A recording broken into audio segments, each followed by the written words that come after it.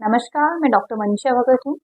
मैं गायनेकोलॉजिस्ट हूँ और लास्ट 13 ईयर से इनफर्टिलिटी की प्रैक्टिस कर रही हूँ। ये जो वीडियो है ये हमारा फर्स्ट वीडियो जो इरेगुलर मेंसेस पे था कि क्या कारण हो सकते हैं जिसके कारण आपको मेंसेस इरेगुलर हैं, उसका एक सेकंड पार्ट है।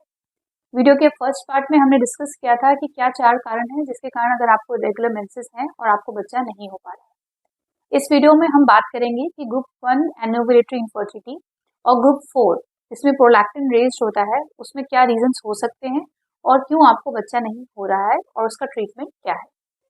ग्रुप 1 जिसको हम लोग कहते हैं हाइपोगोनाडोट्रोफिक हाइपोगोनाडिज्म, यानी कि ब्रेन के लेवल पे या हाइपोथैलेमस या पिट्यूटरी के लेवल पे कोई डिफेक्ट है जिसके कारण आपको मेंसेस आने में इरेगुलरिटीज हो रही हैं। जैसे हमने पहले बात की थी, ब्रेन एक बहुत इंपॉर्टेंट पार्ट है क्योंकि वो हमारे ओवरीज को सिग्नल देता है कि आपको एग का प्रोडक्शन स्टार्ट करना है। अगर हमारा ब्रेन ठीक नहीं है, उसमें कोई ट्यूमर है, कोई इन्फेक्शियस डिजीज है, अगर आपको छोटे छोटे माइक्रोएडिनोमा है पिट्यूटरी में, या आपको कोई सिंड्रोम है जैसे कि कैलामाइन सिंड्रोम है, तो उस केसेस में ब्रेन से ये जो हार्मोन्स रिलीज होने वाले होते हैं ये प्रॉपर्ली रिलीज नहीं हो पाते हैं क्योंकि ब्रेन का हार्मोन प्रोडक्शन सही नहीं है, तो ओवरी को करेक्ट सिग्नल नहीं मिलता है। इसलिए इरेटिक ओवुलेशन हो सकती है या प्रॉब्लली ओवुलेशन हो ही नहीं रही है। अगर ओवुलेशन नहीं हो रही है तो ऑब्वियसली आपको मेंसेस ठीक नहीं आएंगे, और अगर आएंगे तो ठीक तरीके से फ्लो वगैरह आपको नहीं होगा। तो सबसे पहले हम बात करते हैं कि अगर प्रॉब्लम पिट्यूटरी या हाइपोथैलेमस के लेवल पे है, कई कारण हो सकते हैं। कुछ क्रोमोसोमल एब्नॉर्मेलिटीज हो सकती हैं, अगर आपको कोई छोटे मोटे ट्यूमर्स हो सकते हैं, प्रॉब्ली आपको कोई चोट लगी है, कोई ब्रेन की सर्जरी हुई है जिससे पिट्यूटरी के लेवल पे डैमेज हुआ है, तो आपको कंसेप्शन में डिफिकल्टी हो सकती है। ऐसे केसेस में डॉक्टर आपके ब्लड के लेवल्स को चेक करता है और जो हार्मोन्स हम चेक करते हैं एफएसएच, एलएच और ईस्ट्रोजन वो बहुत लो मात्रा में पाए जाते हैं। ये लेवल्स लो होने के कारण आपको ना तो मेंसेस ढंग से आ रहे हैं और ना ही आपको बच्चा हो रहा है। तो टेस्ट करने के बाद अगर हमें पता चलता है कि आपको हाइपोगोनाडोट्रोफिक हाइपोगोनाडिज्म है, सबसे पहले तो हम जानना चाहेंगे कि क्या कारण है। उसके लिए डॉक्टर आपकी एक्सटेंसिव टेस्टिंग करते हैं, देखते हैं कि कोई क्रोमोसोमल प्रॉब्लम तो नहीं है, ब्रेन में कोई ट्यूमर छोटे मोटे तो नहीं है जिसके कारण आपको डिफिकल्टी आ रही है, और अगर सब कुछ ठीक है और फिर भी आपको मेंसेस सही नहीं हो रहे हैं तो हम गोनाडोट्रोफिन्स यानी कि इंजेक्शन से आपका ट्रीटमेंट स्टार्ट करते हैं। ये इंजेक्शन आपको डेली लेने पड़ते हैं और ये 2 तरीके के इंजेक्शन होते हैं, जो डिपेंड करता है डॉक्टर वो डिसाइड करता है कि किस तरीके के इंजेक्शन आपको चाहिए। 5 से 10% लोगों में इस तरीके की एनोवुलेटरी इनफर्टिलिटी होती है और ये इजीली ट्रीटेबल होती है, लेकिन दवाइयाँ इसमें कारगर नहीं होती। तो कितने पेशेंट्स होते हैं जो इस फॉर्म ऑफ इनफर्टिलिटी में सालों साल दवाइयाँ लेते रहते हैं और सोचते हैं कि हाँ मेरे को ठीक हो जाएगा। नहीं, इसका इलाज है और ये आसानी से ट्रीट हो सकता है और आप माँ बन सकते हैं।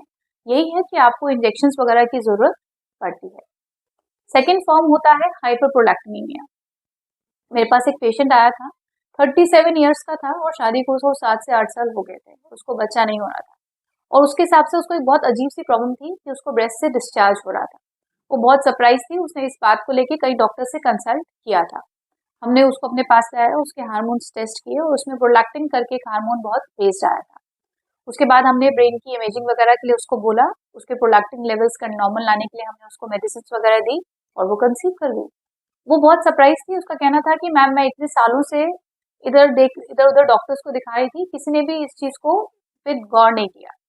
तो सेकेंड फॉर्म ऑफ हमारे लिए जो इनफर्टिलिटी होती है जिससे इरेगुलर पीरियड्स होते हैं वो होता है हाइपरप्रोलैक्टिनीमिया। प्रोलैक्टिन भी एक हार्मोन होता है जो ब्रेन से सिक्रीट होता है, जो हमारे ओवुलेशन में हेल्पफुल होता है। सो अगर ओवुलेशन में कोई प्रॉब्लम आ रही है और प्रोलैक्टिन और थायराइड के हम हार्मोन्स चेक करते हैं और उसमें कुछ अबनॉर्मेलिटीज आती हैं, तो ये जो फॉर्म ऑफ इनफर्टिलिटी है ये मेडिसिन से करेक्ट हो जाता है। प्रोलैक्टिन के लिए हम एक टैबलेट देते हैं जो प्रॉब्ली हफ्ते में 1 बार या 2 बार आपको लेनी पड़ती है। वो डॉक्टर आपके डिसाइड करते हैं कि फ्रीक्वेंसी कैसी है। 6 से 8 वीक में आपके ओवुलेशन का रिजम्पशन शुरू हो जाता है एंड मैक्सिमम लोग मेडिसिन लेने से कंसीव कर जाते हैं। तो ये फोर्थ फॉर्म ऑफ इनफर्टिलिटी है जो ट्रीटेबल है और इजीली डायग्नोस्ड है और इससे रिजल्ट भी बहुत अच्छे आते हैं एंड विदिन 7 to 8 वीक्स आप कंसेप्शन भी अचीव कर लेते हैं। तो आज हमने बात की 2 फॉर्म ऑफ इनफर्टिलिटी। पहला हुआ फर्स्ट जिसमें आपके पिट्यूटरी और ब्रेन लेवल का प्रॉब्लम है, एंड लास्ट हुआ प्रोलैक्टिन। प्रोलैक्टिन में कई बार हम लोगों को ब्रेन की इमेजिंग भी कराने की जरूरत पड़ती है क्योंकि छोटे ट्यूमर्स होते हैं, उसके कारण भी प्रोलैक्टिन रेज्ड होता है। ये सब आपका गायनेकोलॉजिस्ट और आपका इनफर्टिलिटी स्पेशलिस्ट देखता है और आपको बताता है कि आगे प्रोसीड कैसे करना है। ये दोनों फॉर्म ऑफ इनफर्टिलिटी ट्रीटेबल है और इनका इलाज आपके डॉक्टर आपके लिए कर सकते हैं। एक में आपको प्रोबेबली इंजेक्शन की जरूरत पड़ती है और दूसरों में टैबलेट से ये आप अचीव कर सकते हैं। अगर आपको कोई भी क्वेरी है या आपको भी कुछ ऐसे सिम्टम्स हो रहे हैं तो आप अपने कमेंट्स को कमेंट बॉक्स में डाल सकते हैं एंड दिए गए नंबर से हमसे वार्तालाप कर सकते हैं। आपके कमेंट्स के हम लोग आंसर्स देंगे और अगर आपको कोई क्वेरीज है तो उसको भी सॉल्व करेंगे। धन्यवाद।